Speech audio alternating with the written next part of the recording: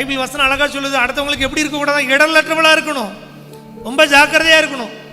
நகையை அள்ளி போட்டு போய் வச்சு உங்களையே அவங்க பார்க்கணும், ஒவ்வொருத்தராக பார்ப்பாங்க.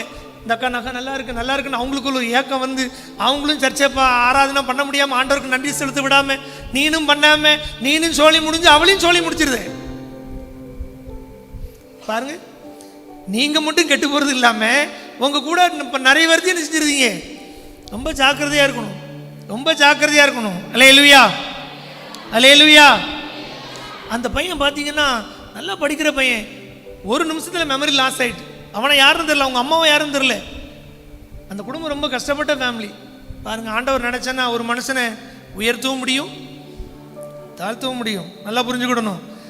நீங்கள் நான் அப்படிங்கிற எண்ணத்துலலாம் ஒரு நிமிஷத்தில் கூட நினைச்சிடக்கூடாது. பைபிள் வசனம் அழகாக சொல்லுது, என் சாமர்த்தியமும் என் கைபலனும் இவளுக்கு தந்ததுன்னு சொல்லி என்ன செஞ்சிடாத. எல்லாம் அவர் கொடுத்தது, ஏசப்பா கொடுத்தது.